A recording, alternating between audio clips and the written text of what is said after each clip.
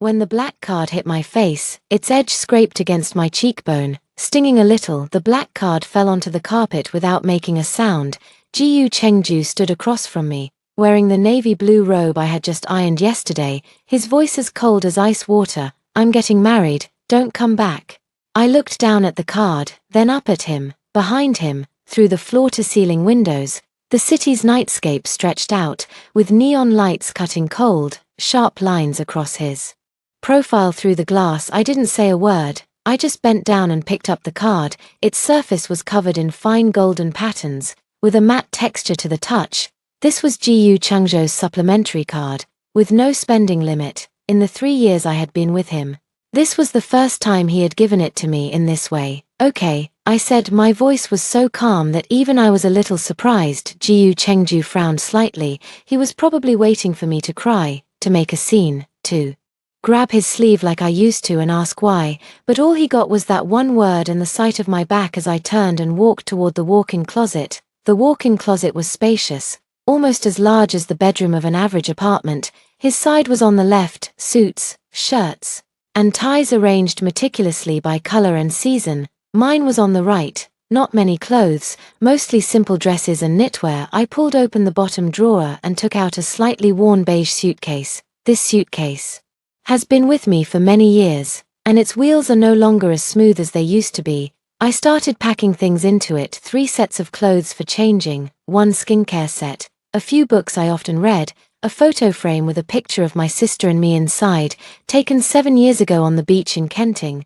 where we were both smiling foolishly. The back of the frame has some paint chipping off, and I carefully wrapped it in a soft cloth. Then, from a hidden compartment inside the wardrobe, I took out a palm-sized velvet box. Opening it, inside was an old-fashioned pocket watch, its brass casing already showing signs of oxidation.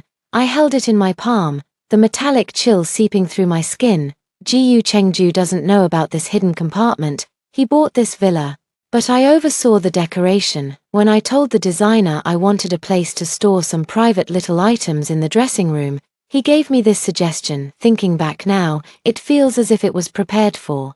Today I placed the pocket watch into the hidden compartment of the suitcase and zipped it shut.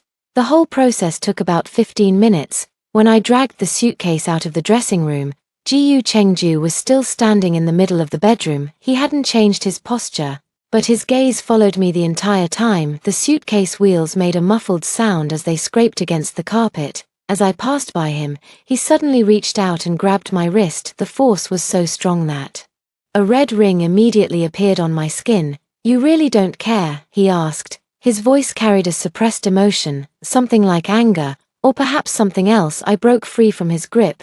It was a move I had performed for 3 years, when he was drunk and refused to let me go, when he was in a bad mood and took it out on me. But this time, my movement was clean and decisive, without a hint of hesitation. "Mr. Ji-Yu," I looked up and smiled at him. "Wishing you a happy marriage." He froze. Without waiting for his reaction, I dragged my suitcase and continued walking out. The hallway was long, and the light from the crystal chandelier cast a long shadow of me on the floor. The stairs were spiral, and I carried my suitcase down, the wheels bumping and clattering against the wooden steps. Halfway down, I heard a faint sound from the corner on the 2nd floor. I stopped and turned to look. Nanny Zhong was hiding in the shadow of the hallway, half of her body concealed behind the curtain. She held a rag in her hand, but her eyes were fixed on me, her gaze complicated, a mix of sympathy, curiosity, and something else. She had worked in this villa for 2 years. I remember when she first arrived. Ji-Yu Chengju's mother came for an inspection and criticized her for not cleaning the glass thoroughly enough, scolding her in front of everyone for half an hour. It was only because I later pleaded with Ji-Yu Chengju in private that she was allowed to stay. Now she lurked in the shadows, watching me leave as if watching a play. I said nothing and continued downstairs. The living room was empty, the massive sofa facing the fireplace, and on the mantelpiece sat a photo of Ji-Yu Chengju and me. No, it should be taken down now. I walked to the entrance and changed into my own flat shoes. The pair of Jimmy Choo high heels were still neatly placed in the shoe cabinet, a birthday gift from Ji-Yu Chengju last year. I had never worn them once, because they were too high and Uncomfortable to walk in, the sound of rain outside filtered through the heavy door. I pulled open the door. The rain was pouring down. Rainwater was blown diagonally into the porch by the wind, dampening the hem of my dress. The old banyan tree in the courtyard swayed in the wind and rain, its leaves rustling loudly. Beyond the wrought iron gate, the glare of car headlights pierced through the curtain of rain. It wasn't just one car, there were two. The first was the black Bentley that Jiyu Chengju often used. Old Chen, the driver, stood by the car holding an umbrella. When he saw me, he paused for a moment, then wore an expression as if he wanted to say something but held back. But my gaze fell on the car behind. The black Maybach had a license plate ending in 3/8. The windows were tinted dark, hiding the person inside, but I knew who it was. Su Wan, Jiyu Chengzhou's fiancée, the eldest daughter of the Su family. We had met 3 times before. The first time was at a charity gala, where she held Jiyu Chengzhou's arm, smiling warmly and gracefully. The second time was at an upscale restaurant, where she accidentally spilled red wine on my dress.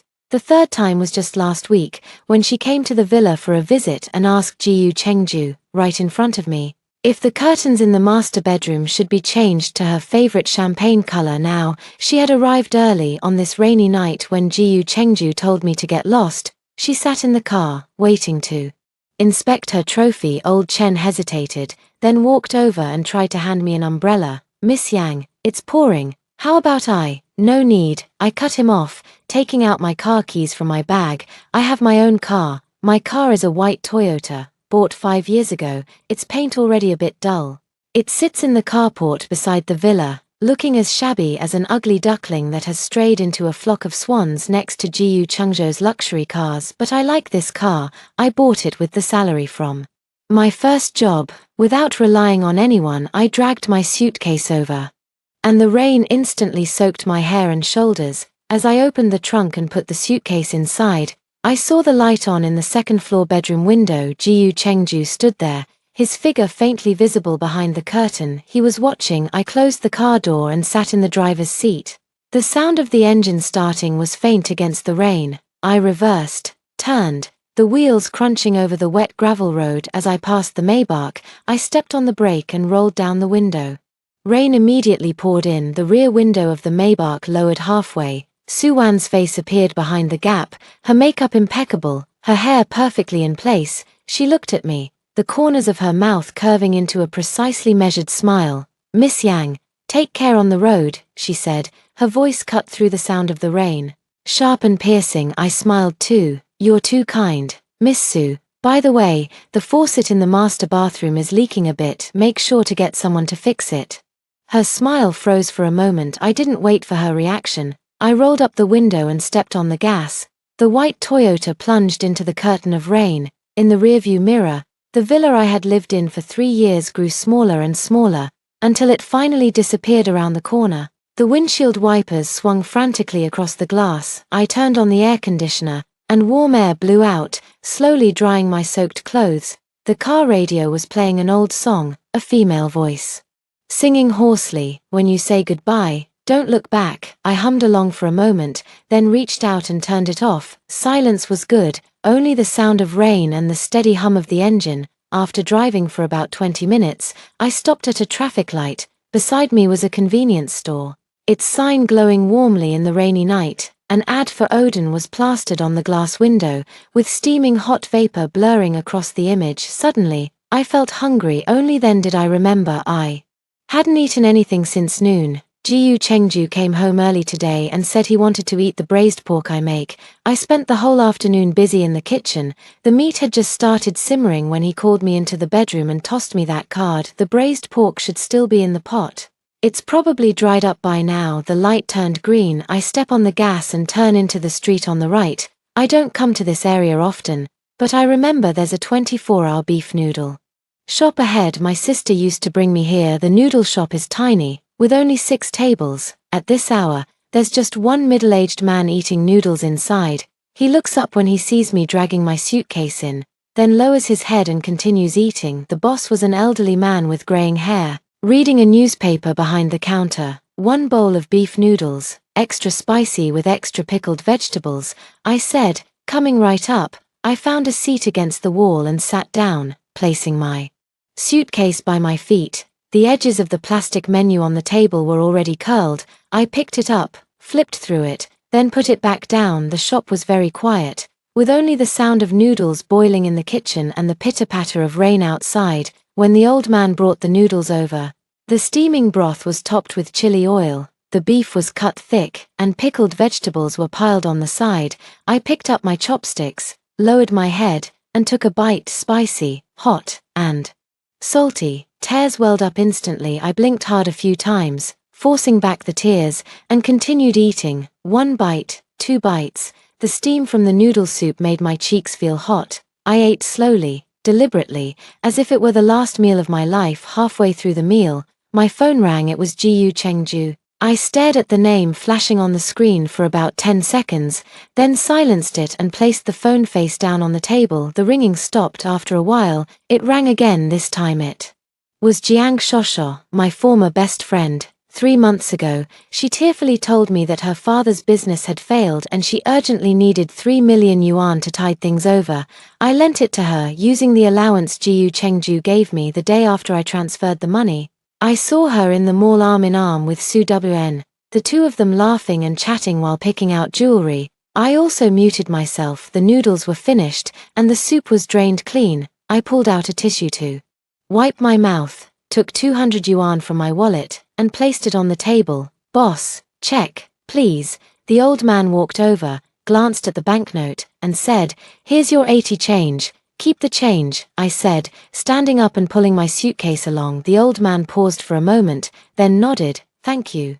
It's pouring out there. Take care on the road." I stepped out of the noodle shop. The rain was still falling, but not as hard. The white Toyota was parked by the curb, a layer of mist on its windows. I got into the car, and instead of starting the engine, I took the black card out of my bag. Under the glow of the street lamp, the tiny scratch on the edge of the card is clearly visible, right where my cheekbone is. I opened my phone and downloaded the bank's app. I logged in with my card number, and the password was Jiyu Chengzhou's birthday. He had given me the password, saying that if there was anything I wanted to buy, I could just use it without asking him, but I never used it. Not even once. The page loaded, and the balance showed a string of zeros. There was no limit, truly none. I logged out of the app, opened the map, and searched for Cloud Hotel. It's one of the most expensive hotels in Taipei, with a presidential suite on the top floor costing 200,000 new Taiwan dollars per night. I dialed the reservation number.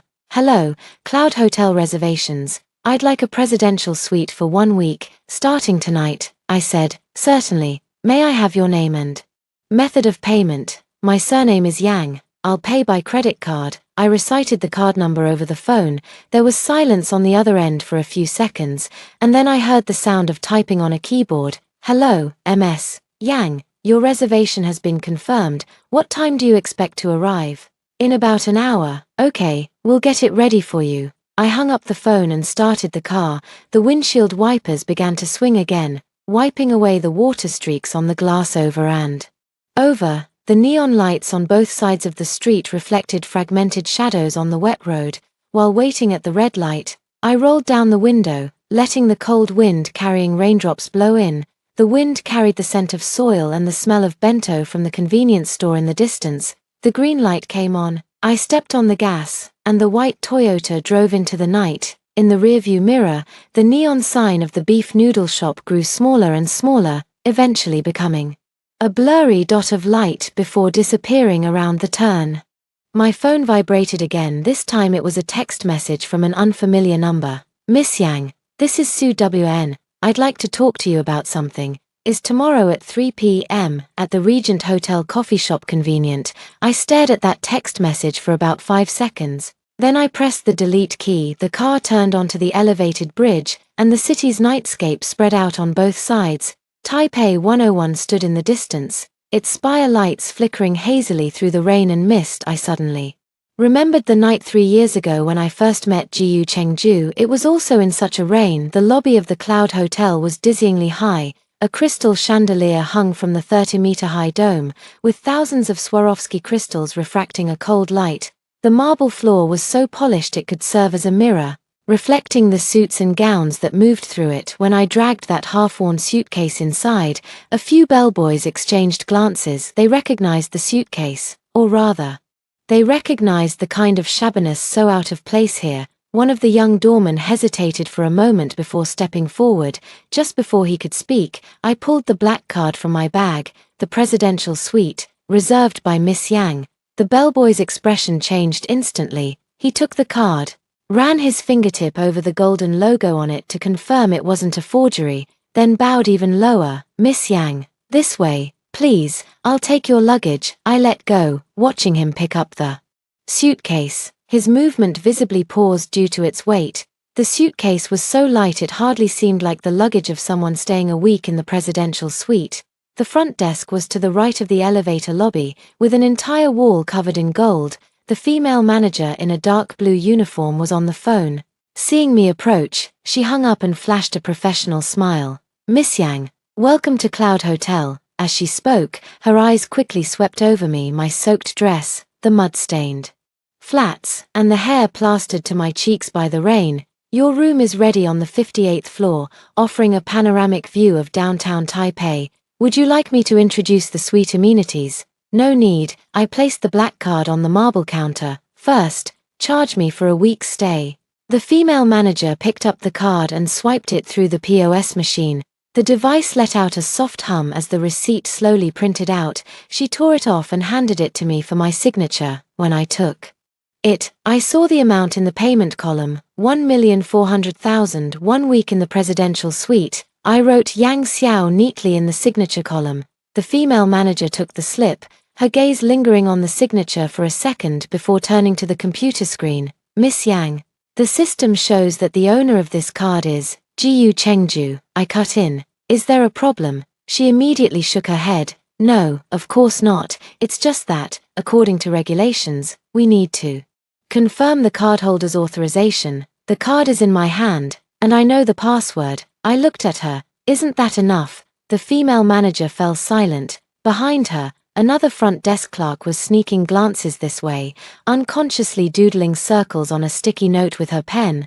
The sound of piano drifted in from the lobby. Someone was playing the Moonlight Sonata *. The notes echoed through the marble space, as cold and crisp as tonight's rain. It is enough, the female manager finally said. I'll check you in right away. She handed me a room key card, pure black, with a platinum border. This is your exclusive key card. You'll need to tap it to access the elevator to the 58th floor.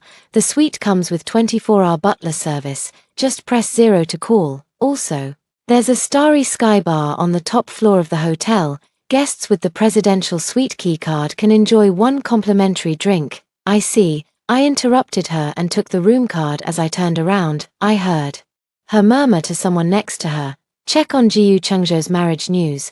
The elevator was fully transparent. I stepped inside and watched the golden doors slowly close, reflecting my blurred silhouette. The floor numbers ticked up 1, 2, 3. The elevator rose quickly, and there was a slight pressure on my eardrums. At the 28th floor, the elevator paused. The doors opened to reveal a middle-aged couple standing outside, dressed in expensive but conservative attire. The jade necklace around the woman's neck glowed with a lustrous sheen under the light. They looked at me, then at the suitcase by my feet, and chose not to step in. The door closed again. The elevator continued to rise. The 58th floor arrived. The door opened, revealing a corridor carpeted in deep blue that stretched to the end.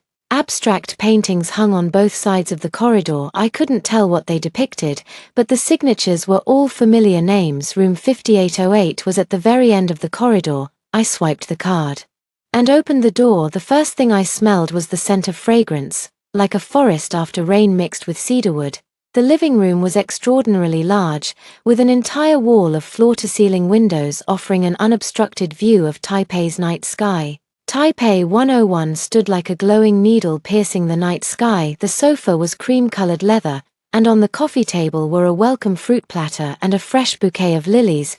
Beside them lay a handwritten welcome card from the hotel's general manager, elegant handwriting, tactfully worded. I left my suitcase by the door and walked over to the window. The rain had stopped, the clouds parted, revealing a half moon. the traffic on the streets below looked like rivers of light winding through the city. At this height, no sound could reach me. The world was as quiet as a painting. I stood for a moment, then turned and walked toward the bar. The liquor cabinet was filled with various foreign spirits, most of which had labels bearing years older than me. I took out a bottle of Royal Salute 38-year-old, opened it, and poured half a glass. The amber liquid swirled in the glass, and the ice cubes clinked with a crisp sound. I carried the drink over to the sofa, sat down, and took out my phone. I unlocked it, opened the banking app, and logged into the Black Card account again. The spending records had already been updated, with the first entry reading, Cloud Hotel, Presidential Suite, 1,400,000 TWD. I stared at the string of numbers for a few seconds, then opened my contacts and found a number saved under the name Louis. Louis is the owner of a bar in the East District, GU Chengdu, and I had been there a few times, and his Taipei Sunset was the best in the city. The phone rang 5 times before it was answered. Hello? The background noise was loud, with jazz music and the clinking of glasses. Louis, it's me, Yang Xiao, Miss Yang. Louis's voice rose an octave. What a rare guest, it's been ages. What makes you think of me today? I need a favor, I said. How many customers do you have right now? Let me think. There's a company booking the whole place tonight, about 50 or 60 people. Why, buy everyone a drink. I paused. The most expensive kind. There was a 3-second silence on the other end of the line. Miss Yang, are you serious? Dead serious. I took a sip of whiskey, the burning heat sliding down my throat. Use GU Chengzhou's card. I'll send you the card number now. Just swipe it, as much as you need. Louis laughed, with a hint of eager anticipation in his voice, as if he were watching a good show unfold. All right, is Mr. GU feeling so generous today? Or, do you two have some good news to share? Just consider it a breakup gift, I said. And by the way, don't just buy 1 round, buy 3. Red wine, champagne, and whiskey, in that order. Put it on GU Chengzhou's tab. Got it, Louis said. I'll make sure it's done properly. Oh, and should I tell them who's treating? Whatever. After hanging up, I sent the card number. Then I opened a food delivery app, found a Michelin 3-star restaurant, and ordered their most expensive set menu, the Truffle Feast, 8 courses, priced at 48,000 per person. For the delivery address, I put the hotel room, with a note, pay with the Black Card. Order successful. I opened the shopping website again and browsed the luxury section. A Hermes Birkin bag in a rare graphite grey color, priced at 900,000, added to cart. Paid. A Chanel haute couture gown from last year's runway collection, priced at 1-2 million. Paid. A Patek Philippe men's watch from the Complications series, priced at 3 million. One after another. By the time the shopping cart was empty, the spending notifications on my phone screen had piled up into a list. I roughly calculated that in less than an hour since checking into the hotel, I had already spent over 8 million. The whiskey was finished, so I poured myself another glass this time. I walked over to the floor-to-ceiling window and leaned against the glass. The cold sensation seeped through the thin fabric of my clothes, creating a stark contrast with the alcohol inside me. Outside, the city was still in motion, neon lights flickering, traffic flowing endlessly. No one knew that on the 58th floor of this building, a woman who had just been dumped was squandering her ex-boyfriend's money, or rather, her ex-sugar daddy's money. My phone buzzed. It's not a spending alert, it's a photo from Louis. The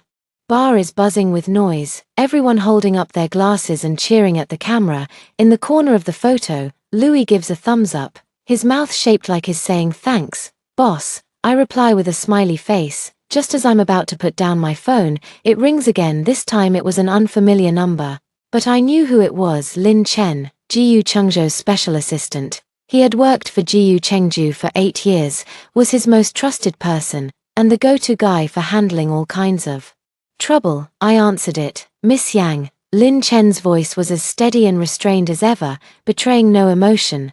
Good evening, Executive Assistant Lin, I said, still working this late. Mr. GU asked me to check with you. He paused, as if choosing his words carefully. Regarding your expenses today at the Cloud Hotel and Louis Bar, is there any issue with them? Questions. I swirled the ice in my glass. No, it was a very enjoyable spending spree. Then, are you aware of the total amount of these expenses. Of course, I cut him off. 4 million for the room. The bar tab was around 1 or 2 million. Oh right, I also ordered takeout, bought a few bags and watches, which adds up to probably over 8 million. What's wrong, Mr. GU? Feeling the pinch. There were a few seconds of silence on the other end. I could almost picture Lin Chen's expression at that moment, pushing up his glasses, pressing his lips together, calculating in his mind how to deal with this woman who had suddenly gone off the rails. Miss Yang, he finally said, Mr. Gu's meaning is that if you're unsatisfied with the terms of the breakup, you can bring it up directly. There's no need to resort to this kind of approach. This kind of approach, I laughed. Assistant Lin, have you got it wrong? This card was given to me personally by Jiu Chengju. He said don't come back. But he didn't say don't use my card, since the card is in my hand and I know the PN, how I spend it and how much I spend are entirely my freedom. Isn't that right? That's true. But, no buts. I placed the cup on the windowsill with a soft clink. If Jiu Chengju has a problem with it, tell him to come to me himself. You're an employee, don't meddle in your boss's personal affairs. After saying that, I hung up the phone. The phone screen went dark, reflecting my face. My hair was still wet, my makeup long since ruined, and my eyes were a bit red, whether from the rain or something else. I couldn't tell, but I was smiling. How strange, I didn't cry when I was dumped. Yet now I'm smiling. I walked back to the bar and poured the remaining whiskey into the glass. The bottle was already half empty, and the alcohol was beginning to burn through my veins. I felt a bit dizzy, but my mind was unusually clear. Opening my phone contacts,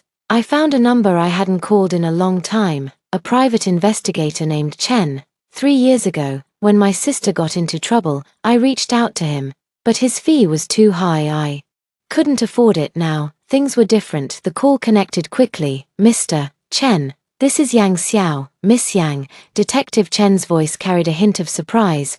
Long time no see. About your sister. A new case. I interrupted him. I need you to look into someone, Su Wn, the heiress of the Su Group. I want all her records from the past 5 years, focusing on medical history, financial status, and romantic history.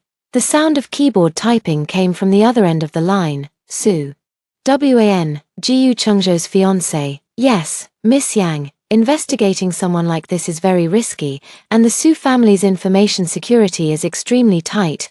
Name your price, I said. Detective Chen paused for a moment. 2 million, half as deposit upfront. I'll give you whatever information I find, and you pay the remaining balance at the end. I'll give you 3 million, I said. I want to see a preliminary report within a week. I'll transfer the money right now. Send me the account number. Miss Yang, are you sure? The account number? I repeated. A minute later, my phone received a text message with the bank account information. I logged into online banking and transferred 3 million using the black card. When the transfer success notification popped up, my hand was steady. It's not that I don't care about wasting money, it's that the money isn't mine. Using Jiu Chengzhou's money to dig up his fiancé's background, the thought gave me a twisted sense of pleasure. My phone vibrated again. This time it was a string of spending alerts.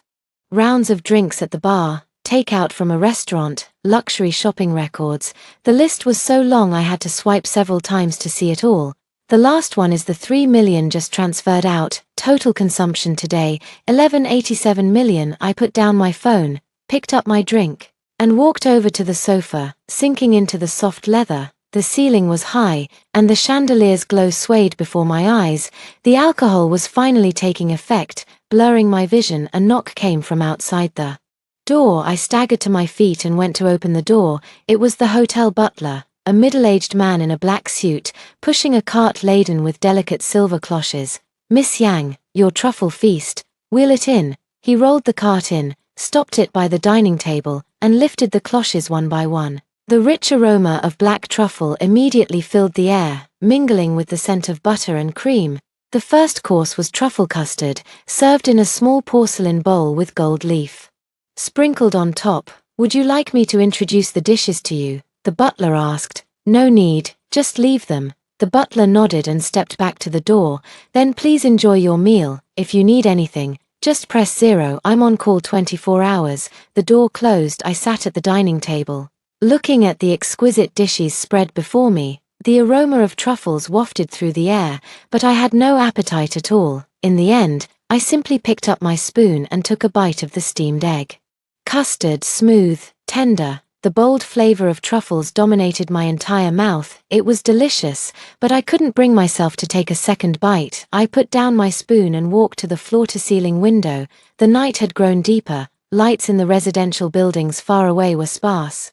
As most people had already gone to sleep, every day, this city stages breakups, betrayals, and scheming. I am merely an insignificant part of it. The phone screen lit up again this time. It was a text from Jiang Shosho. Xiao Xiao, where are you? I'm really worried. Jiyu Chengju came to see me today, and he seemed very angry. What exactly happened between you two? Please call me back when you get this. Okay. I stared at that message for a long time, then I typed back, tell him the game has only just begun. Send. I tossed my phone onto the sofa and walked back to the bedroom. The bed was huge, the sheets Egyptian cotton, silky to the touch. I lay down, staring at the ceiling. The alcohol made my head heavy, but every time I closed my eyes, all I could see was Jiyu Chengju slamming that card down in front of me, and Su Wan's smiling face in the car. There was also Aunt Zhong peeping from behind the curtains, and the forever frozen smile on my sister's photo. I turned over and buried my face in the pillow. The pillow had an unfamiliar lavender scent, the laundry detergent used by hotels. It wasn't the smell of home, nor the cedar scent that Jiyu Chengju liked. Everything was different. I don't know how long had passed, but just as I was drifting off to sleep, my phone vibrated again. I fumbled for it and squinted at the screen. It was a push notification from the banking app. A large transaction has been made from your account. Please confirm if it was authorized by you. Transaction location: a private hospital in Zurich, Switzerland. Consumption amount: 500,000 Swiss francs, approximately 15 million new Taiwan dollars. Consumer: Su Wan. The timestamp shows it was 3 hours ago. I stared at that notification, and all traces of drowsiness vanished instantly. The pocket watch lay in my palm, its brass casing glowing with a warm, subdued luster under the beam of the flashlight. There was a faint scratch on the edge of the lid, which I had accidentally made against the corner of a desk 3 years ago. I sat at the desk in the hotel suite, with a set of precision tools borrowed from the hotel's engineering department spread out before me: small screwdrivers, tweezers, a magnifying glass. At 3 in the morning, the entire city was asleep, and only the light in my room was still on. Outside the window lay the tranquil nightscape of Taipei, but my attention was entirely fixed on the pocket watch in my hand. After prying open the lid with the smallest screwdriver, what was revealed was not the watch face, but a thin metal partition. At the center of the partition was a groove the size of a grain of rice. I picked up the tweezers, aimed at the edge of the groove, and gently pried it open. The partition popped open. Beneath it lay a black micro-storage card, smaller than a fingernail, embedded in a specially designed slot. Using tweezers, I carefully lifted it out and held it up to the light. The card had no markings, just an ordinary micro SD card. But I knew exactly what was on it. 3 years ago, on that rainy night, Jiyu Chengju was dead drunk. He rarely got drunk. That night was an exception. The Jiyu Group had just won a major government bid, and at the celebration banquet, he was made to drink round after round. By the time the driver took him back to the villa, he could barely walk straight. I helped him upstairs, his entire weight leaning on me, the smell of alcohol mixed with expensive cologne. When we reached the bedroom door, he pulled this pocket watch from his pocket and casually tossed it to me. "It's yours," he slurred, "a piece of junk." At the time, I thought he was just talking drunk. I took the watch and looked at it. It had stopped, and the casing was heavily oxidized, as if it had been picked up from some flea market. I figured I'd give it back to him when he sobered up the next day, so I casually tossed it into the drawer of the dressing table. Then I forgot all about it. 3 years passed in a single forget. It wasn't until a month ago, while cleaning my room, that I stumbled upon it again by chance. As if possessed, I took it to a watch shop near my home. The old master opened the case and let out a soft, then looked up at me. "Miss, this watch of yours is quite interesting. What's wrong?" "There's a hidden compartment," he said, pointing with his tweezers at the structure beneath the movement, "but opening it requires professional tools, which I don't have here." I left with the watch in hand, a vague unease settling in my mind. Who was Jiyu Chengju? Anything he gave, even a tissue, could be some kind of test or scheme. This seemingly worn-out pocket watch could never be just a pocket watch. But I didn't check it right away, or rather, I didn't dare to, afraid of what was inside, and even more afraid of the choice I'd have to face once I knew. Now, there's no need to be afraid anymore. I took a card reader out of the hidden compartment in my suitcase, inserted the memory card, and connected it to my laptop. The laptop was old, a MacBook Air that had been used for 5 years, with several keys on the keyboard already unresponsive. The loading bar moved slowly, 10%, 20%. 100%. A folder popped up with only one file.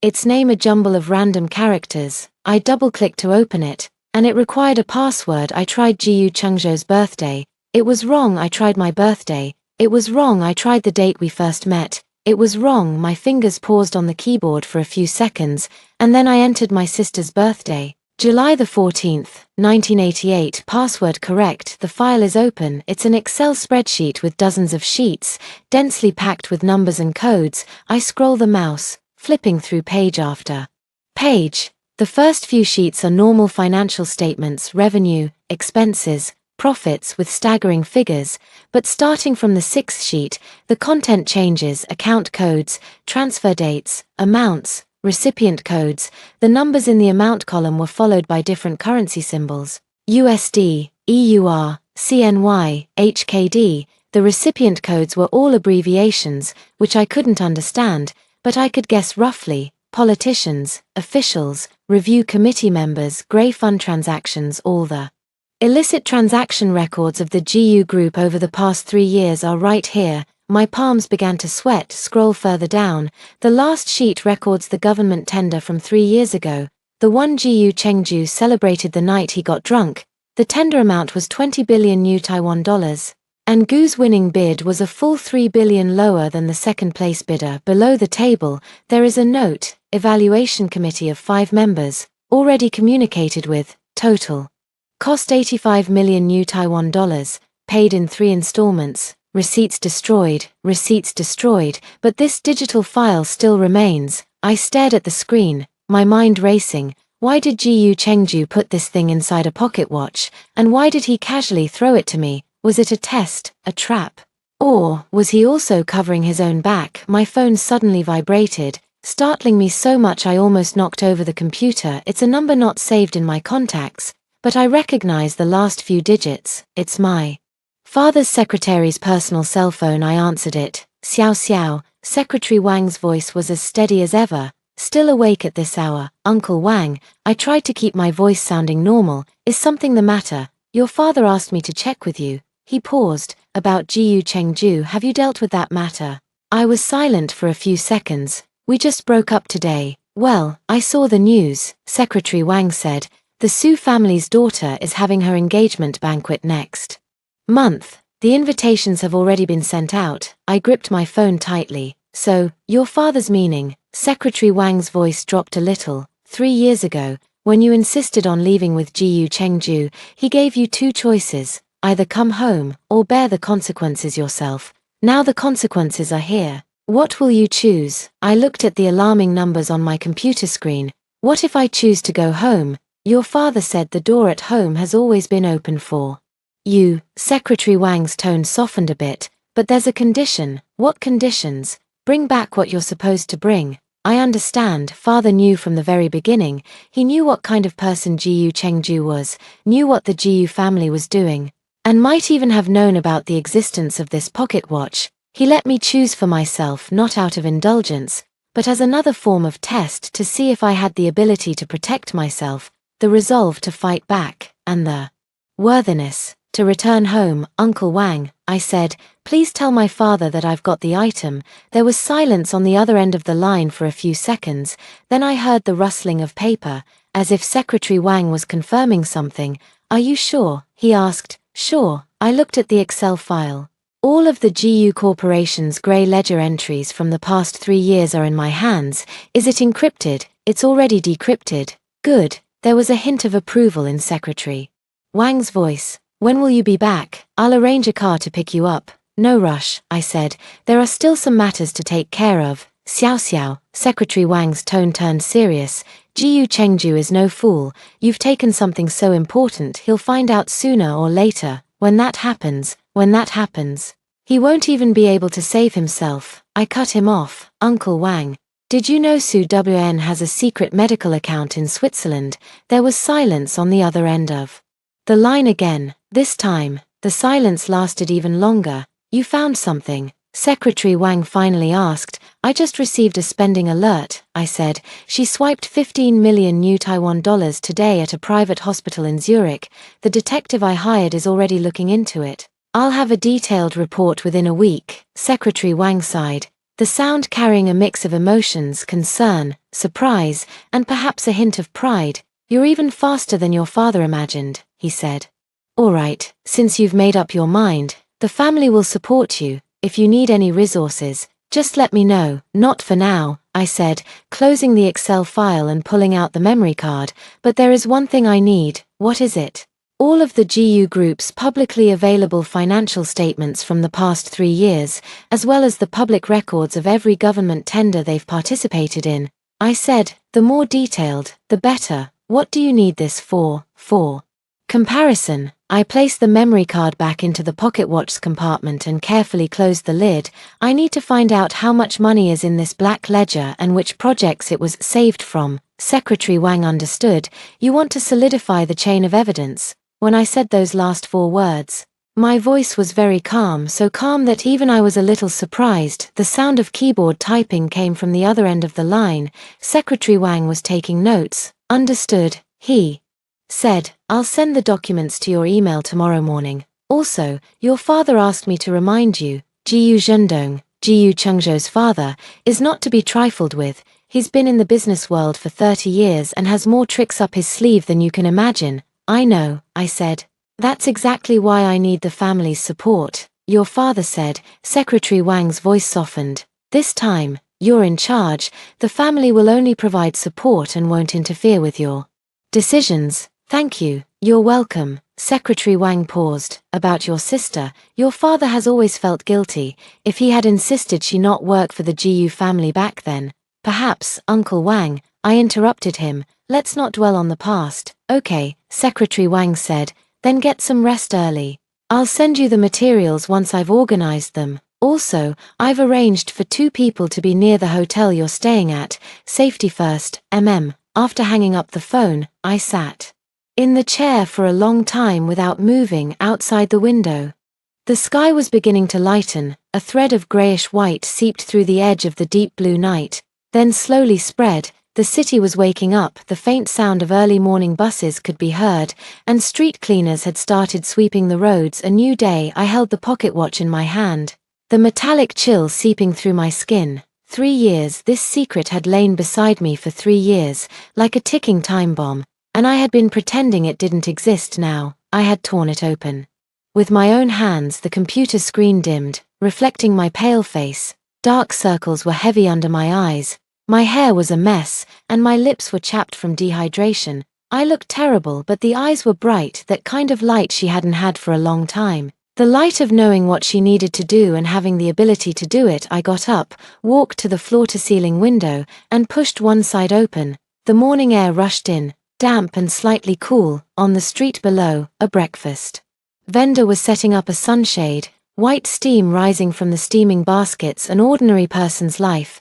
I once thought that being with Jiyu Chengju would keep me far away from this kind of ordinariness. Living in a big house, wearing designer brands, going in and out of upscale places, being envied by others. Looking back now, how naive I was. Behind all that glamour and shine lies scheming, betrayal, and the constant unease of being cast aside at any moment. My phone buzzed. It was an email from the detective, with the subject line Su Wn preliminary information. The attachment was large, so I clicked to download it. As the progress bar crawled slowly, the body of the email contained only a few short lines. Miss Yang, here is the confirmed information so far over the past 5 years. Su Wan has traveled to Switzerland at least twice a year, each time staying for 3 to 7 days. Her spending records show she has a fixed account at a private hospital in the suburbs of Zurich, with cumulative expenses exceeding 50 million new Taiwan dollars. The hospital is renowned for its obstetrics, gynecology, and reproductive medicine. But the medical records are encrypted at an extremely high level and cannot be accessed for now. It was also discovered that Su Wan has an offshore company registered in the Cayman Islands, established 3 years ago, with her cousin listed as the legal representative. A detailed report will be submitted within a week. I stared at the words obstetrics, gynecology, and reproductive medicine, and various possibilities quickly flashed through my mind: infertility or something else. Outside the window, the sky had brightened a little more, the grey had turned to pale white, with the edges of the clouds tinged with light gold. In the distance, the silhouette of Taipei 101 gradually sharpened through the morning mist. I closed the email and walked to the bathroom. The person in the mirror did look haggard, but there was determination in his eyes. I turned on the faucet, splashed some cold water on my face, and then started brushing my teeth.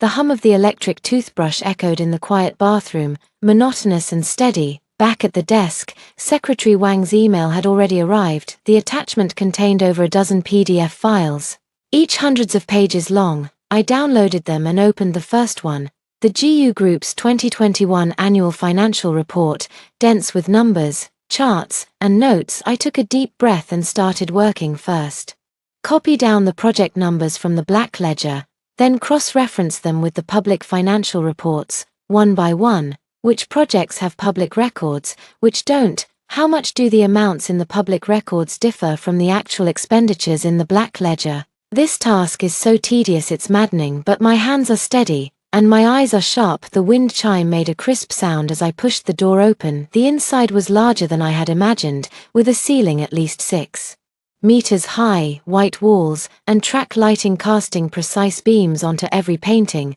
The air carried a faint blend of turpentine and sandalwood, and the background music was classical guitar, played at just the right volume. There weren't many people in the gallery, just a few scattered visitors speaking in hushed tones.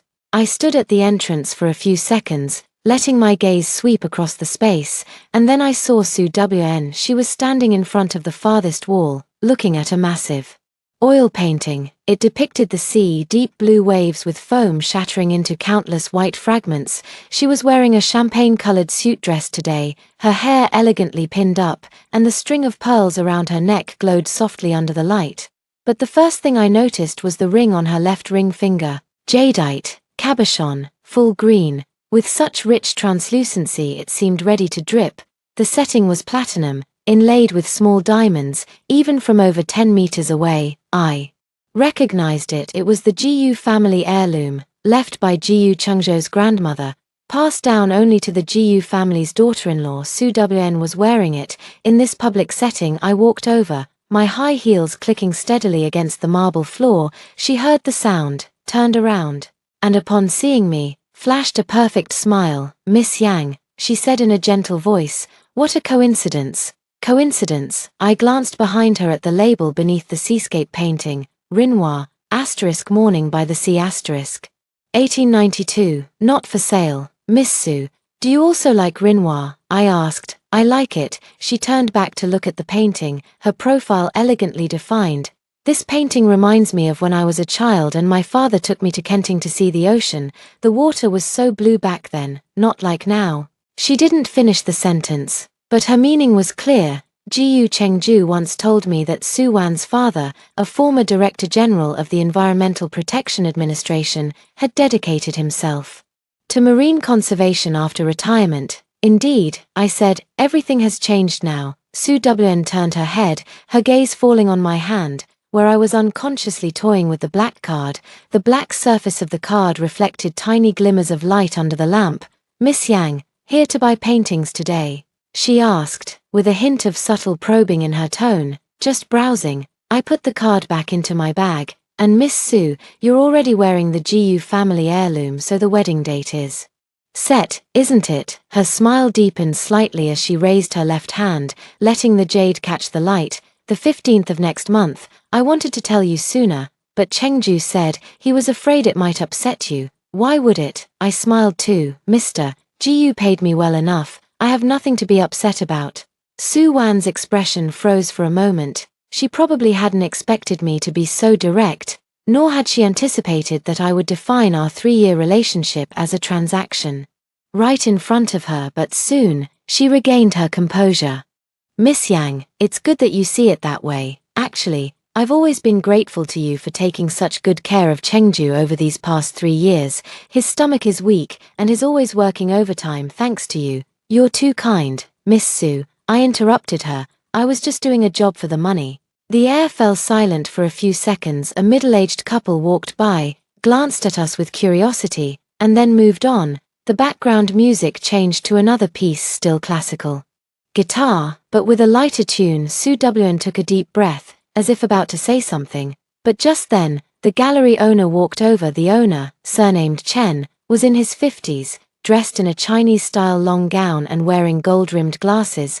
He first nodded to Su Wn. Miss Su, you've been looking at this Renoir for quite a while. If you're interested, we can make arrangements. Not for now, Su Wn said, then turned to me. Mr. Chen, this is Miss Yang Xiao. Boss Chen looked at me, a flicker of surprise in his eyes. Of course he knew me, or rather, he knew my connection with Jiyu Chengju. There are no secrets in this circle. Miss Yang, I've heard so much about you. He extended his hand. I shook it. His hand was dry, with a moderate grip. Boss Chen, I heard your gallery recently acquired some new pieces. I asked. Yes, it's on the 2nd floor exhibition hall, Boss Chen said. There are a few nice impressionist pieces. If Miss Yang is interested, you can go up and take a look. Sure. The 3 of us walked together toward the staircase. The stairs were spiral, with wooden handrails polished to a gleaming shine. Su Wn walked ahead of me, her champagne-colored dress hem swaying gently with each step. Halfway up, she suddenly let out an "oh no," and her body tilted slightly. I instinctively reached out to steady her, but her hand was faster. The glass of red wine in her hand splashed squarely onto my white shirt. The deep red wine stain spread rapidly, striking sharply against the white fabric. Sorry, so sorry. Su Wn quickly put down the cup and grabbed tissues to wipe it off for me. I didn't mean to, I just lost my balance. I stepped back, avoiding her hand. It's fine, I said, looking down at my shirt. The wine stain ran from my chest down to my waist, the soaked fabric clinging to my skin, sticky and cold. Boss Chen was also flustered. Miss Yang, we have spare clothes in the break room. I'll have someone bring them over. No need. I raised my head and looked at Su Wn. She was still putting on an act, her face full of apology, but the smile in her eyes was impossible to hide. This kind of petty trick, she had played it more than once. Last time at the restaurant, and the time before that at the charity gala. Every time it was an accident. Every time she lost her balance. In the past, I would have endured it because Jiyu Chengju was watching from the side, because he would say, Shosho didn't mean it, don't make a mountain out of a molehill. But now it's different, Miss Su, I said. This shirt was a limited designer piece that Mr. Jiyu bought for me in Paris last year. I remember you said you liked it too, but couldn't get one. Is that right? Su Wan's smile faded a little. Really, I don't remember that. It's okay. I took out the black card from my bag, turned around, and walked toward a display cabinet near the stairwell. Mr. Chen, how much is this painting? Inside the display cabinet was a small oil painting, depicting sunflowers in a field, their golden heads all facing the same direction. The brushstrokes were bold, the colors intense, the label read, Van Gogh, sunflowers 1888, reproduction. This is a reproduction, Mr. Chen quickly explained.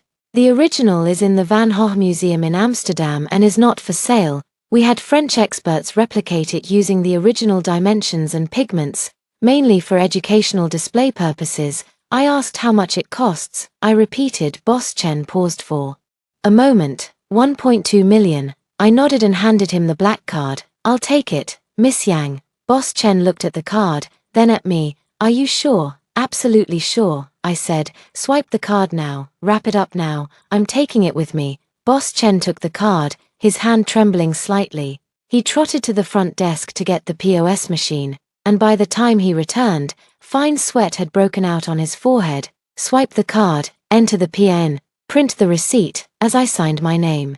On the receipt, I deliberately wrote very slowly and very clearly Yang Xiao, 2 words, Neat and tidy, Su Wn stood at the stairway, her face beginning to pale. Of course, she could see that I wasn't buying the painting. I was using Jiyu Chengzhou's money, right in front of her, to purchase the very painting she had been admiring moments ago, but she didn't know, this was only the beginning. The card was swiped successfully, and Boss Chen instructed the staff to retrieve the painting for packaging. I held on to the receipt and continued walking through the gallery. Su Wn followed behind me, her footsteps a little unsteady. When I reached the central exhibition hall, I stopped. Hanging here was the gallery's crown jewel, a massive impressionist oil painting depicting the Seine River at dawn.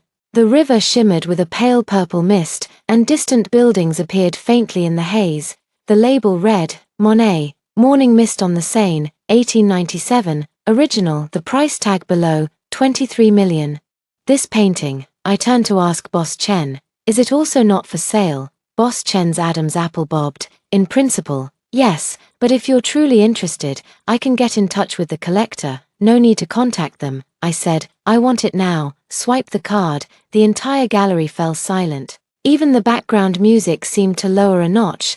The other visitors in the exhibition hall all stopped what they were doing and turned to look this way.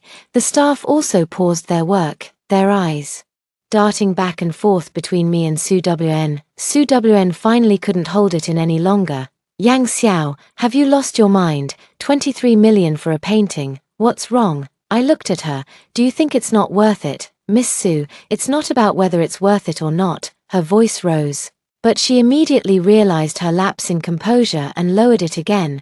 This is Chengzhou's money. You can't just squander it like this. Oh, I chuckled. Miss Su is already managing Gu's finances on his behalf. You two aren't even married yet. Her face flushed crimson in an instant. Boss Chen stood nearby, at a loss. He wanted to intervene but didn't dare. After all, I was the real customer holding the card, and the card's owner was someone he couldn't afford to offend. Miss Yang, he said cautiously, this painting is indeed very expensive. Would you like to reconsider? Or perhaps I could reserve it for you first, and when you, no need to reconsider. I pushed the card forward again. Swipe it now, or is it that Boss Chen thinks I can't afford it? Of course not. Boss Chen quickly took the card. I'll process the payment right away. He hurried back to the front desk, moving even faster this time. Su Wn stood still in place, her chest heaving, her fingers tightly gripping the pearl necklace. The jade ring on her left hand gleamed with a cold, hard light under the chandelier, but now it looked somewhat ridiculous. A Mrs. Jiyu who hasn't even crossed the threshold yet is here accusing a woman who spends Jiyu Chengzhou's money who looks more like a joke. A few minutes later, Boss Chen returned, holding a thick stack of documents in his hand. Miss Yang, these are the purchase agreement, the authenticity certificate, the insurance documents. You need to sign here, here, and here. Additionally, due to the large amount, we need to confirm the authorization with the bank. Go ahead and confirm, I said. He made a call and put it on speaker. The voice of the bank's customer service came through. Hello, for Mr. Jiyu Chengzhou's supplementary card. The cardholder is Miss Yang Xiao, a purchase of 23 million new Taiwan dollars for artwork. Please confirm if this is correct. I spoke into the phone. Confirmed. Alright, the transaction has been approved. Enjoy your shopping. After hanging up, Boss Chen let out a long sigh.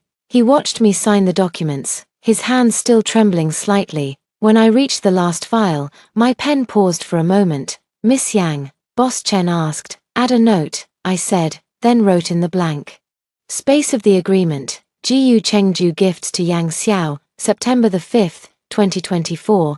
The handwriting was clear and indisputable. Boss Chen's eyes widened. Su Wn gasped sharply, as if she had been punched. Yang Xiao, she could no longer maintain her composure, her voice turning shrill. What do you mean by that? It doesn't mean anything. I returned the pen to him. Just a keepsake. After all, President Jiyu said I've done a wonderful job taking care of things these past 3 years. It's only fitting to leave a proper memento, don't you think? Before she could finish her sentence, her phone rang. She took it out and glanced at it, her expression turning even more grim. After hesitating for 2 seconds, she still answered, Chengzhou. The voice on the other end of the phone was so loud that even I could faintly make it out. Jiyu Chengzhou's furious roar. Where are you? The gallery. Is Yang Xiao there too? She just spent 23 million on a painting, and wrote for Yang Xiao on it. Put her on the phone. Su Wan's hands were trembling. She looked at me, and for the first time, panic appeared in her eyes. I took the wrapped sunflower replica from the staff member and smiled at Su Wn. Tell Mr. Gu, I said, that I really like the painting. I won't be giving a wedding gift this painting. Consider it my farewell gift. With that, I picked up the painting and turned to walk out of the gallery. As I pushed open the door, the wind chimes rang again, crisp, cheerful, as if celebrating something. The cafe was called Shiguang Corner, located directly across from Jiyu Chengzhou's villa complex, floor-to-ceiling windows, white awnings, wooden tables and chairs. Most of its usual patrons were residents of the complex, or someone like me today, who deliberately chose this spot because I knew I would be seen. I sit at the third table by the window, with a cup of American coffee that has already gone cold in front of me. Several sheets of letter paper are spread out on the table, pure white with faint watermark patterns along the edges. I hold a black fountain pen in my hand, the nib hovering above the paper, lingering for a long time without writing a single word. Outside the window, the black wrought iron gate of the complex is tightly shut. Two uniformed security guards sit in the guard booth, one of them looking down at his phone. Occasionally, vehicles enter or exit, the barrier gate slowly rising and then lowering. Everything is orderly, no different from the past 3 years except that I'm no longer in it. I withdrew my gaze and looked at the letter paper. What should I write? To be honest, your fiancé can't have children, your family's company is on the verge of collapse, and the money you gave me I've used entirely against you. Writing it this way is certainly satisfying, but it's not enough. Someone like Jiyu Chengzhou needs a more precise blow, something that hits where it hurts. I thought for a moment, and finally set the pen tip down.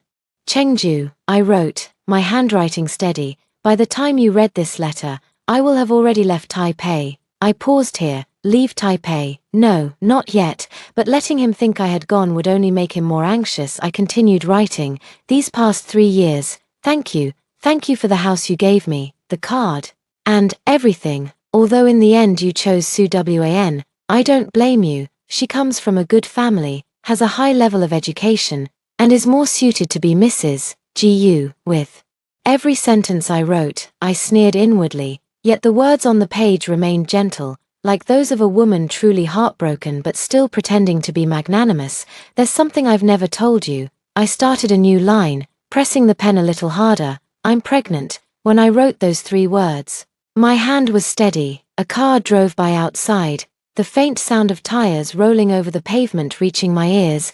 The security guard in the booth had changed shifts, and the new one let out a yawn. I found out 2 months ago. I wanted to surprise you, but you gave me a surprise first. I paused my pen at this point, and a drop of ink spread into a tiny circle on the paper. I didn't wipe it away, continuing to write. I know you don't want this child. And I know Su Wn won't accept it either, so I've decided to take him and leave. Take him and leave. I wrote these 3 words with particular emphasis. Don't worry, I won't use the child to blackmail you. You've given me enough money to live well with the child. From now on, we're even. Even after writing these 2 words, I set down my pen and flexed my stiff fingers. The handwriting on the letter was neat, the tone calm, even carrying a faint touch of sadness. Anyone reading it would think this was an abandoned woman, maintaining her dignity until the very end. But only I know that every word in this letter is a knife. I picked up the pen again and signed my name at the end of the letter, Yang Xiao, date, September 6th. 2024. Then I took a small velvet pouch from my handbag. Undoing the drawstring revealed a lock of hair. My hair, long strands about 20 centimeters, carefully tied with a pale blue ribbon. I had cut it yesterday in the hotel bathroom. Standing in front of the mirror, I made one snip with the scissors, and the hair fell. I gathered the cut strands, selected the smoothest lock, and tied it with the ribbon. Jiyu Chengzhou loved my hair the most. He had said many times that my hair was black and shiny, like satin, every time we were intimate. He would slide his fingers through my hair. Now, I place this lock of hair into an envelope. The hair falls onto the letter paper, the light blue ribbon standing out vividly against the white sheet. I carefully seal the envelope and, with a fountain pen, write 3 characters on the front, to Chengzhou. The handwriting is delicate, exactly the same as the signatures on the documents in his study that I helped him organize. After doing this, I waved over the server. Could you please arrange a same-day courier for me? I said, the fastest option. It must arrive at this address at exactly 10 o'clock tomorrow morning. I handed her the address slip I had written out earlier. It was the address of the most expensive bridal photography studio in Taipei, where Jiyu Chengju and Su Wan would be taking their wedding photos tomorrow. The waiter took the note, glanced at it, and looked a bit surprised but didn't ask further. All right, do you need insurance? No, I said, but it must be delivered on time, exactly at 10 o'clock. The recipient is Jiyu Chengju, and leave my phone number. I understand. After she left, I leaned back in my chair and took a sip of the cold coffee. Bitter, astringent, with no lingering sweetness, but it could keep me awake. The sky outside the window gradually darkened, and the streetlights lit up one by one. The villas in the neighborhood also began to glow, warm yellow light spilling from the windows, outlining cozy silhouettes of each home. Among them, the master bedroom window on the third floor of one villa was dark. That was Jiyu Chengju's room. He hadn't come back yet, or perhaps he wouldn't be coming back tonight. Su Wan would probably keep him around. After all, with the wedding approaching, it was only natural for the engaged couple to spend more time together. I placed the envelope into the prepared courier bag, sealed it, and affixed the completed shipping label. Once everything was in order, the waiter brought over the courier. The courier was a young man wearing the uniform of a well-known delivery company, holding a barcode scanner in his hand. Is this it? He took the bag, weighed it in his hand, and asked, documents? Yeah, I nodded. Deliver it on time tomorrow at 10 in the morning. It must be signed for by the recipient in person. Okay, no problem. He scanned the code to log the order, then handed me the receipt. Please check the information. I took the receipt, checked the address, recipient, and phone number. Everything was correct. Just as I was about to hand it back to him, I accidentally let it slip and the document bag fell to the ground. The opening faced downward, and the envelope inside slid out halfway, revealing the words to Chengju. More crucially, the envelope wasn't fully sealed, and a corner of the letter paper slipped out, just enough to expose the first few lines. I saw it. The courier saw it too. He bent down to pick it up, his gaze inevitably sweeping over those few lines. I saw his movements pause for a moment, his eyes lingering on the letter for about 2 seconds, long enough to make out the key phrases "I'm pregnant" and "take him away." Then he quickly stuffed the envelope back into the folder, resealed it, and stood up with a slightly awkward expression. Sorry, I said, taking the receipt. Sorry for the trouble. No trouble at all, he said hastily, his eyes darting away.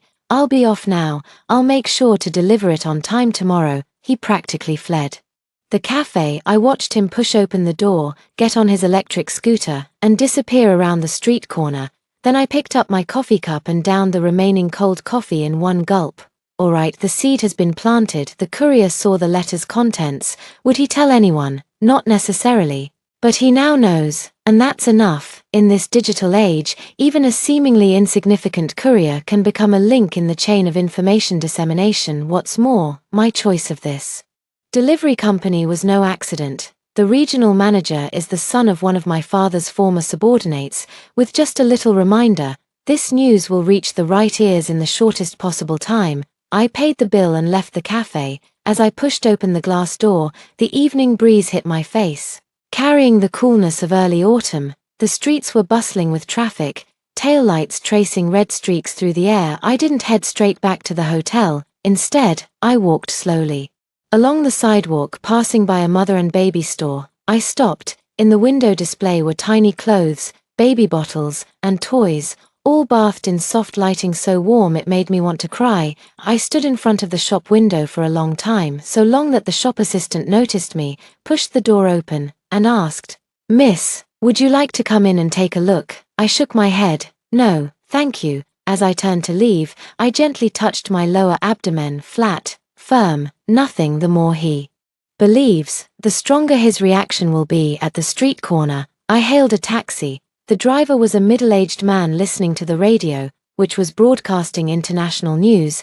I gave him the hotel address. He acknowledged with a grunt, and turned the car around. The car drove down Renari Road, Passing by the gallery from the afternoon, the gallery was already closed, with a faint light glowing in the window.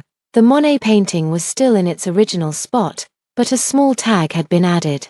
Beside it, sold, my name was on it. The taxi driver seemed to notice as well and let out a whistle. A painting worth 23 million, must be rich. Wonder which big shot bought it. I said nothing. The car continued forward, passing by Taipei 101 and the City Hall. Before finally stopping at the entrance of the Cloud Hotel, the doorman recognized me and trotted over to open the door.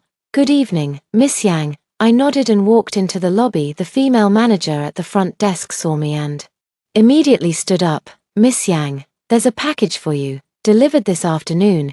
It was an exquisite paper box tied with a silver ribbon. I took it, thanked her, and stepped into the elevator. Returning to room 5808, I opened the box. Inside was the replica of the sunflower painting I had bought that afternoon. The painting was carefully wrapped, encased in thick bubble wrap. I took it out and placed it on the sofa in the living room. The golden flower disc bloomed passionately under the light, with wild brushstrokes and vibrant vitality. When Van Gogh painted this, he probably never imagined that over 100 years later, it would become a weapon in a war. I looked at the painting for a while, then walked into the bedroom. Taking the laptop out of the suitcase, I turned it on. There was a new email in my inbox, the second report from the detective, containing detailed information about Su Wan's offshore company. I opened the attachment and scrolled through page after page. The company is registered in the Cayman Islands, with the legal representative being Su Wan's cousin, but the actual controller is Su Wan. The company owns 5 properties overseas, in London, New York, Vancouver, Sydney, and Tokyo. Each property is valued at over $10 million.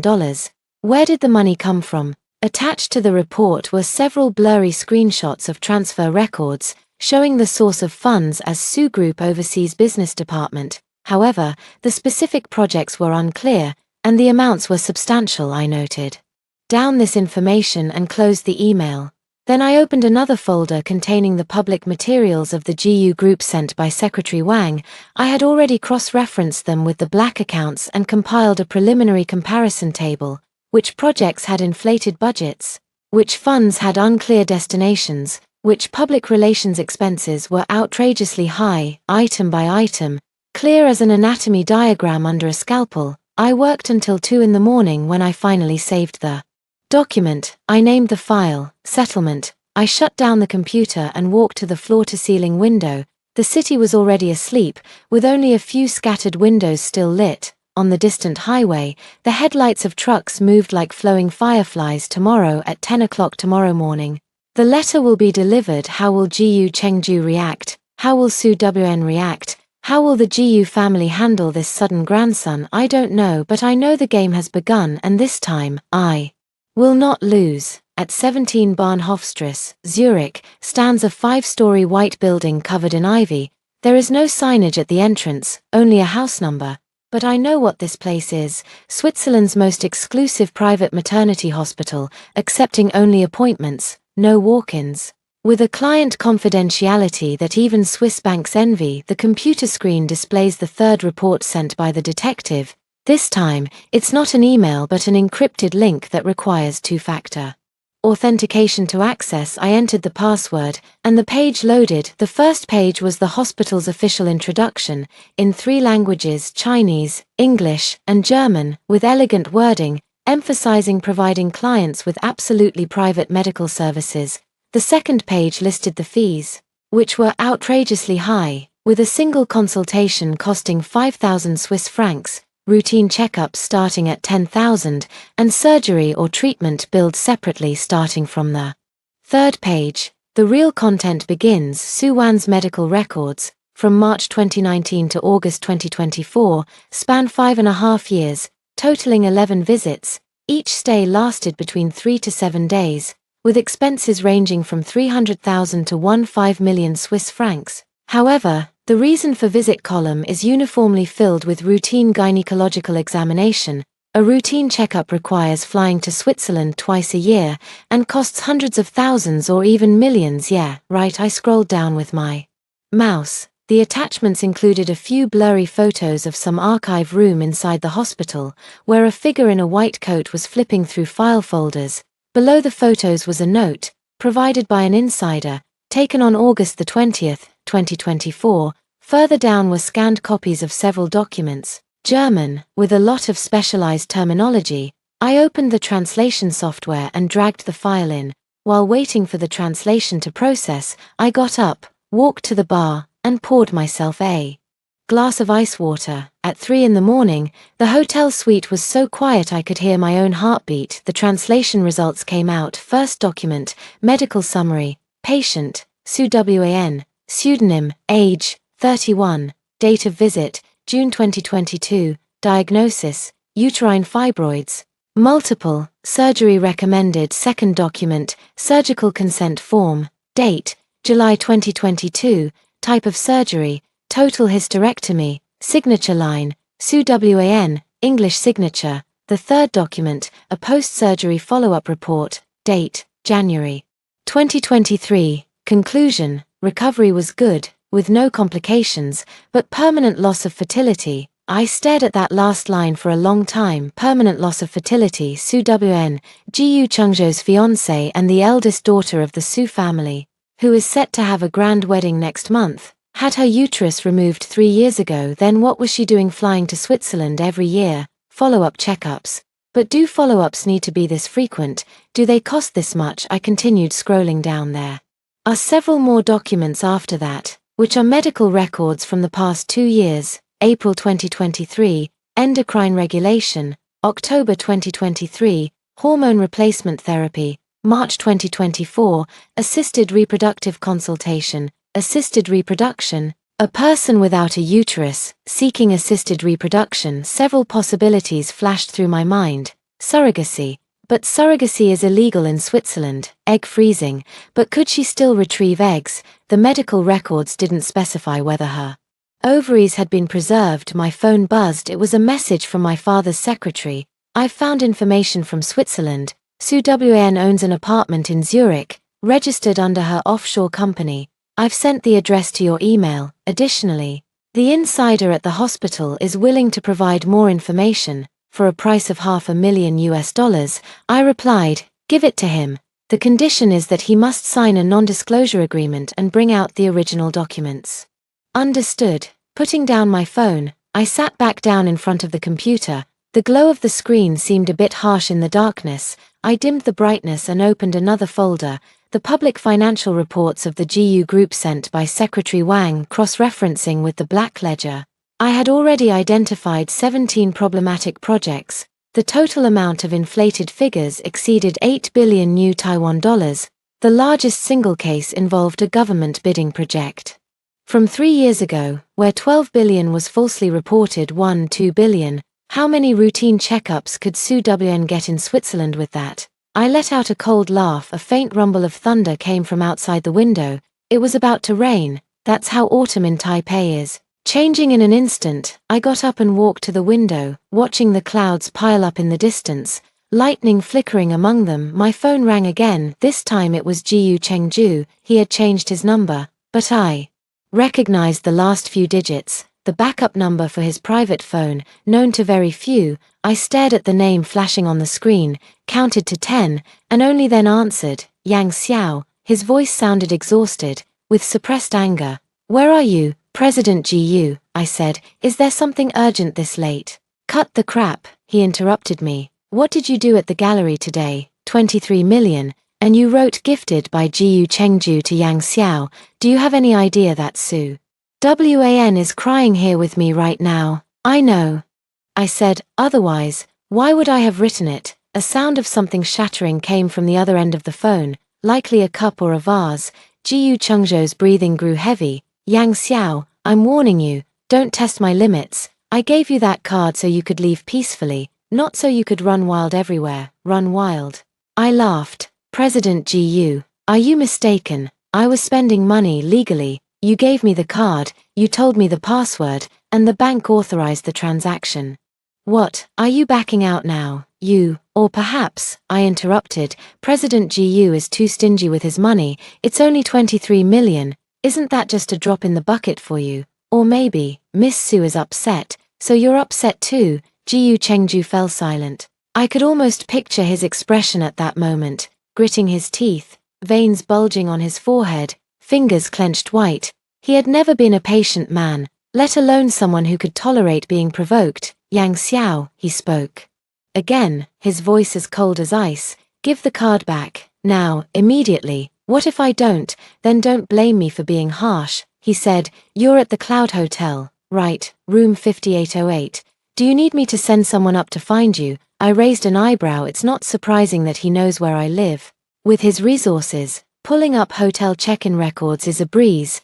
But to send someone up, would he dare, in a 5-star hotel, forcing himself on a woman who just went through a breakup? President Ji-Yu, I said, are you sure you want to do this? The hotel has surveillance cameras and security guards. If I just shout, tomorrow's headline will be Young Master of Ji-Yu Corporation breaks into ex-girlfriend's hotel room late at night.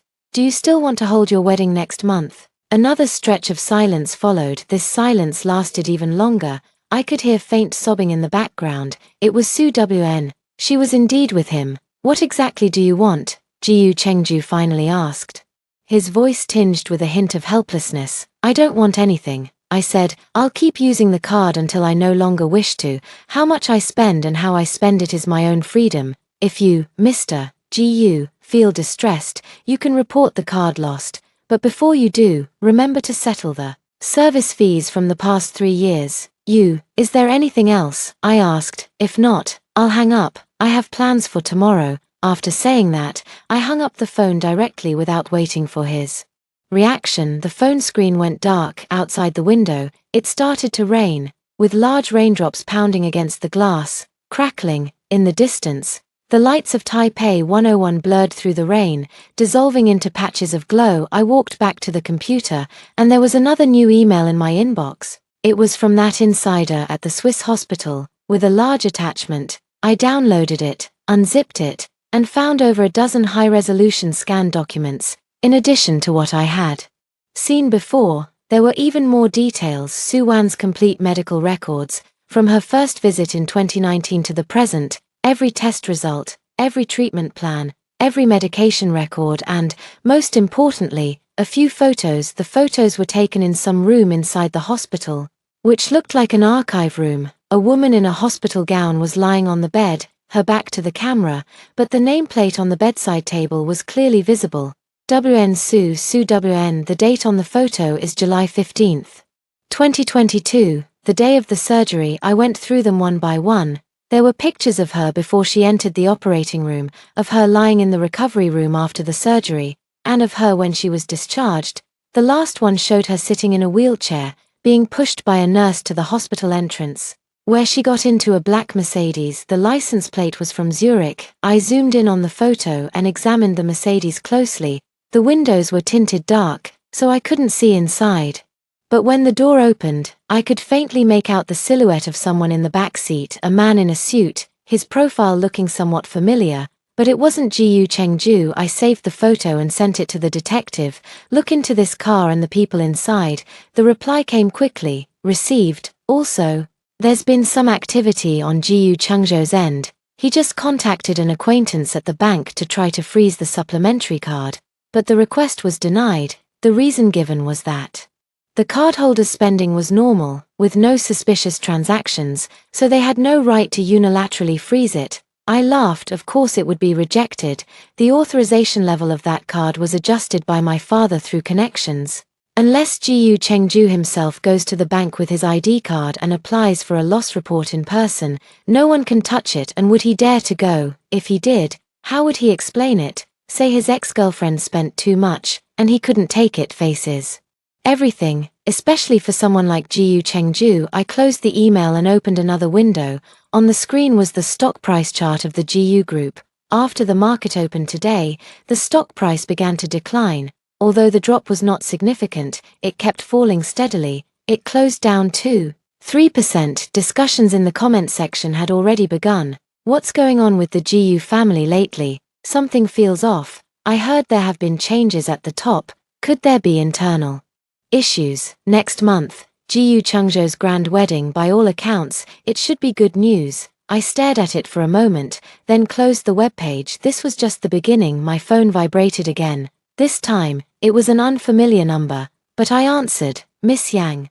The voice on the other end belonged to a middle-aged man, his tone respectful. I'm Lawyer Chen. Your father asked me to contact you. The documents regarding the GU Group have been compiled and are ready to be submitted to the inspection authorities at any time. When would be convenient for you? Wait a little longer, I said. There's still one last piece of the puzzle. What do you mean? Su Wan's medical records and her relationship with the GU family, I said. Once these are all gathered, we'll send them together. If we strike to kill. I understand, said Lawyer Chen. Also, your father asked me to remind you that Jiu Zhendong, the father of Jiu Chengju, has already started making moves. He met with 2 people from the Financial Supervisory Commission today, possibly planning to apply pressure from a financial standpoint. Let him try, I said. The evidence is in our hands. The harder he pushes, the stronger the backlash will be. Alright, is there anything else you need support with on your end? Not for now, I said. By the way, has the money been transferred to Switzerland? It went through, $500,000, split across 3 accounts, and they've already arrived. The other party has mailed out the originals, which are expected to reach Taipei in 3 days. Good. After hanging up, I leaned back in my chair and closed my eyes. The rain continued to fall, its sound monotonous and persistent. Various pieces of information swirled in his mind. Su Wan's medical records, the GU family's off-the-books accounts, the falling stock prices, Jiu Chengzhou's anger, Su Wan's sobbing like a net. It is slowly tightening and I am at the center of the net, waiting for the moment the line is pulled in. The phone screen lit up again. This time, it was a push notification from the banking app. Your account has incurred cumulative spending of 28,750,000 TWD today. Please check the detailed statement. I opened the list. The Monet painting at the gallery, 23 million. The hotel room fee, 1,400,000. Treating at the bar, 2,800,000. Luxury shopping, 3 million. Takeout and miscellaneous, 700,000. Total, 28.75 million. One day, I stared at that number for a long time. Then I exited the app, opened the camera, and took a photo of Taipei in the rain outside the window. 10:03 a.m. Eternal Image Wedding Photography Studio, Zhongshan District, Taipei City. I was sitting in a second-floor private room of a cafe across from the photography studio, with a laptop in front of me. The screen was split into 4 views, all real-time footage from the studio's surveillance system, which the detective had remotely hacked into. View 1, the main photography hall. White backdrop, crystal chandelier, artificial flower wall. Jiu Chengju stood in front of the backdrop in a black suit, wearing a professional smile but with a slight frown. Su Wan, in a trailing wedding gown with a veil studded with diamonds, held Jiu Chengzhou's arm, her smile radiant. Scene 2. Dressing room. 2 assistants are arranging Su Wan's second gown, a champagne-colored mermaid dress hanging on the rack, with a row of high heels placed beside it. Scene 3. Front desk reception area. The courier pushes the door open, holding the familiar document bag in hand. The receptionist stands up to inquire, and the courier hands over the form, exchanging a few words. Scene 4. Entrance to the photography studio. An assistant steps out of the dressing room and heads toward the front desk. I pick up the iced Americano in front of me and take a sip. The coffee is bitter, but it keeps me alert. The soundproofing in the private room is excellent, blocking out the rain outside, leaving only the faint hum of the air conditioner and the beating of my heart on the screen. The receptionist walked toward the studio holding a document bag. She pushed open the heavy soundproof door, approached Jiu Chengju, and whispered something. Jiu Chengju turned his head, saw the document bag, and a flicker of confusion crossed his face. He took the bag, glanced at the courier slip, then made a pause gesture to the photographer. Su Wan's smile faded slightly. She let go of Jiu Chengzhou's arm and watched him open the document bag. Jiu Chengju pulled out the envelope, white envelope, black fountain pen handwriting. To Chengju, he tore open the seal and pulled out the letter paper.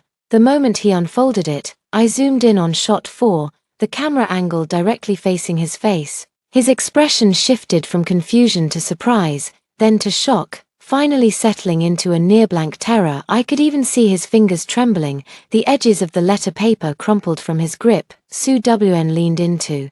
Look, her reaction was faster and more intense. She suddenly covered her mouth, her eyes wide open, then snatched the letter paper away. After reading it, she looked up, staring intently at Jiyu Chengju, her lips moving.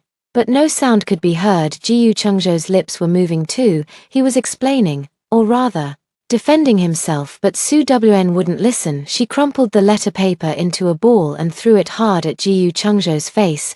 Then she raised her hand. Slap. The crisp sound of the slap was so sharp that I could feel the force of it even through the screen. Jiyu Chengzhou's head was knocked to the side, and his left cheek quickly reddened. He stood frozen in place, as if unable to believe what had just happened. The photographers, assistants, and makeup artists around them all stood still, none daring to move. Su Wn turned around, lifted the hem of her wedding dress, and rushed out of the studio. Jiyu Chengju finally realized what had happened. He picked up the crumpled letter paper from the floor and wanted to chase after her, but stopped after 2 steps. He took out his phone and started dialing frantically. I knew he was calling my number, but my phone had already been set to Do Not Disturb mode. He called 3 times, and each time there was no answer. Finally, he threw his phone to the ground in anger.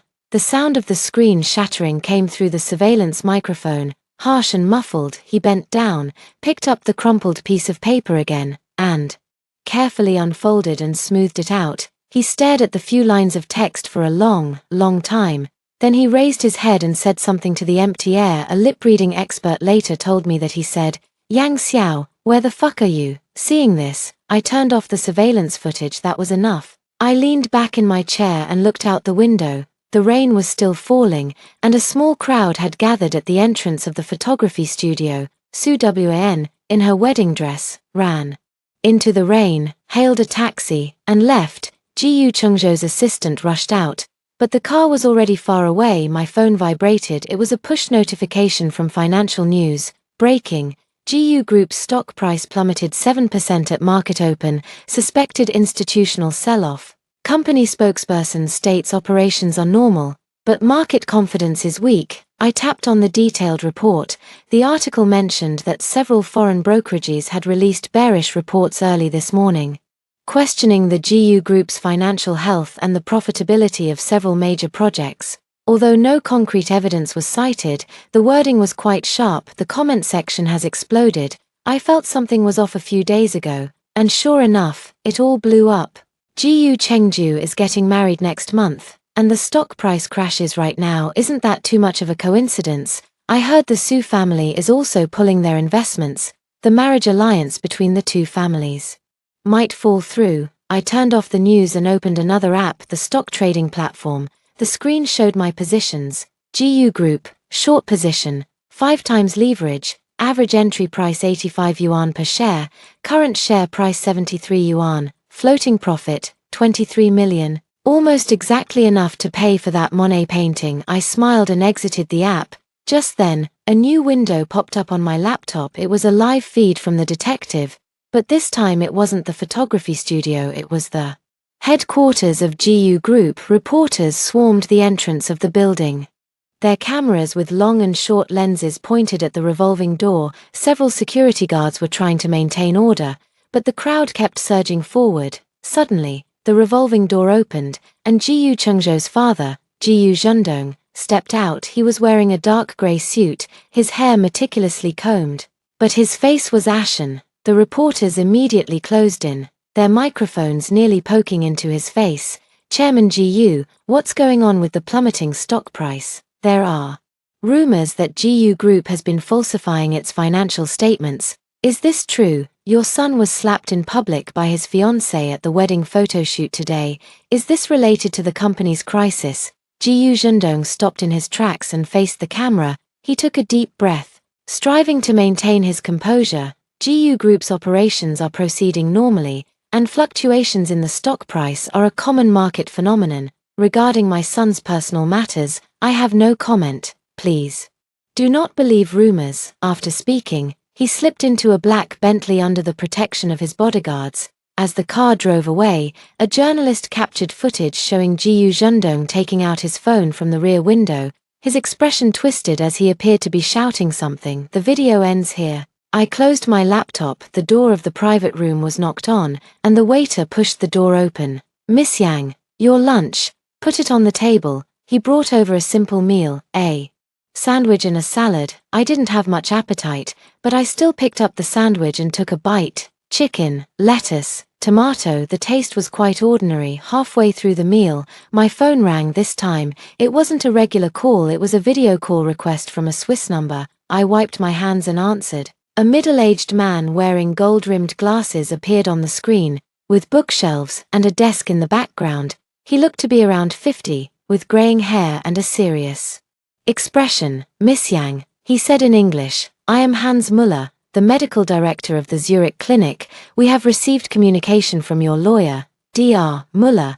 I replied in English as well, "Thank you for taking the time. Please, don't stand on ceremony." He adjusted his glasses. "Regarding Ms. Su Wan's medical records, I'd like to confirm, what is your relationship with her?"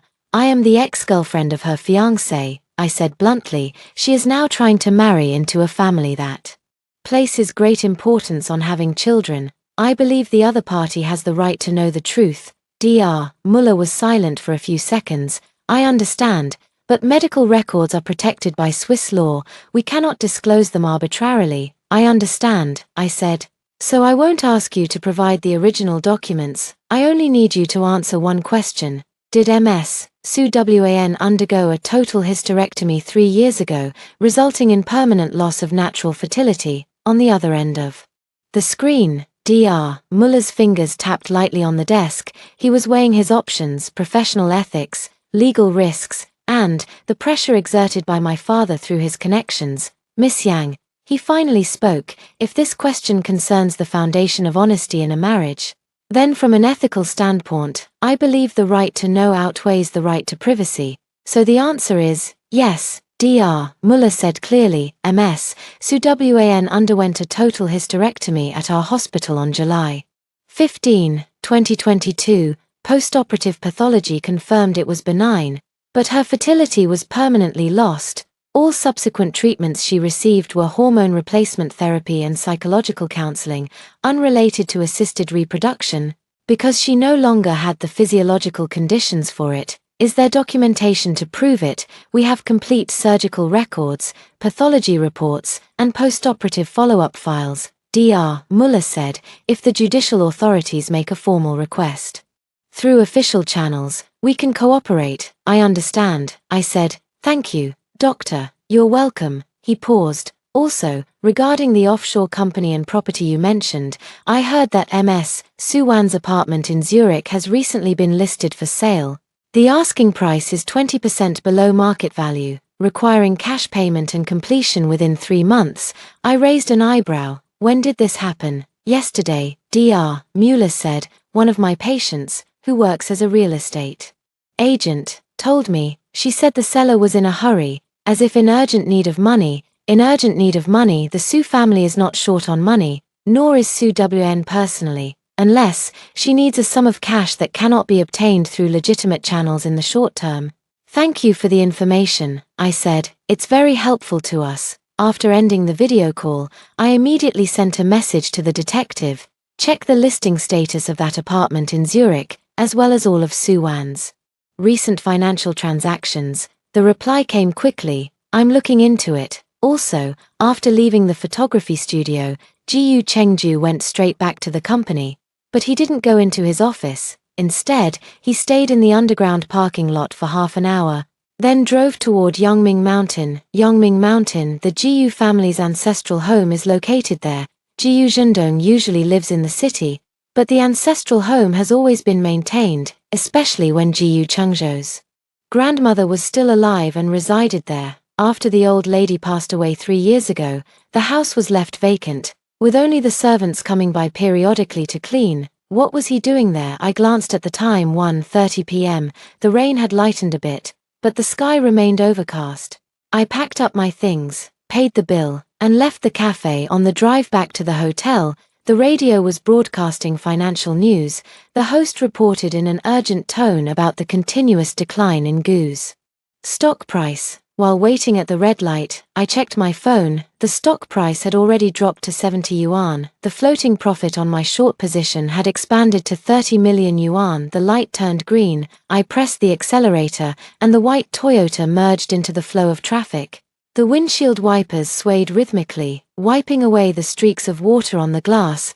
The streetscape blurred in the rain, with neon lights' reflections stretching and distorting on the wet pavement. Back in the hotel room, as soon as I pushed the door open, I saw a new delivery box on the coffee table in the living room. It wasn't large, square and compact, with no sender information. I closed the door and walked over. The box wasn't sealed, so I lifted the lid. Inside was a stack of photos. The top one showed Jiyu Chengju standing in front of the old house on Yangming Mountain. Seen from behind, in the rain, the old house appeared gloomy, its blue-gray walls covered in vines, the iron gate tightly shut. He was holding a black umbrella, his back slightly hunched. The next few photos showed him entering the old house, crossing the courtyard, and finally stopping at the entrance of the main building. He raised his hand as if to knock, but it remained suspended in midair, never falling for a long time. The last one was him sitting on the steps in front of the main house, his umbrella tossed aside, letting the rain soak his hair and suit. He lowered his head, clutching in his hand the letter that had been crumpled and then smoothed out again. The angle of the photo was very covert, as if taken from a distance with a telephoto lens. The detective skills were good. Even the expression on Jiyu Chengzhou's face was captured clearly, a mix of anger, pain, and confusion. What was he bewildered about? Was he bewildered by why I had suddenly become so ruthless? By why Su Wn had slapped him? Or by why the ship of the Jiyu family had suddenly started taking on water? I put the photograph away and returned it to the box. Then I walked to the bar and poured myself a glass of whiskey, no ice, straight up. The burn of the liquor sliding down my throat sobered me up a bit. My phone rang again. This time it was an unknown number, but I answered. Miss Yang. The voice on the other end was a young man, sounding urgent. I'm the regional manager of the courier company. My surname is Li. That package you sent this morning, something went wrong. What is it? Mr. Jiyu Chengju, the recipient, just sent someone to our company, demanding to access the surveillance footage to check the courier's identity information. He also said he would sue us for invasion of privacy, because the courier might have seen the contents of the letter. Manager Li's voice was trembling. Our company's top management is very nervous. We can't afford to offend the Jiyu family. Tell him. I said calmly, if he wants to investigate, let him. But remind him that the courier company's surveillance also captured his fiancée's spending record at the gallery this morning, a painting worth 23 million, charged to his card. If this gets out, how will public opinion view him? A man about to get married, buying an exorbitant painting for his ex-girlfriend. Manager Li was stunned. Really? Do you need me to send you the proof of purchase? No need, he said hastily. I understand. I'll pass the message to Mr. Jiyu. Thank you, Miss Yang. After hanging up the phone, I swirled the wine in my glass. The amber liquid flowed under the light, like molten gold. The rain outside the window grew heavier. The distant 101 building emerged faintly through the rain and mist, its spire lights flickering as if transmitting some kind of code. I raised my glass toward the window. To you, Jiyu Chengju, I said softly. First round, I won.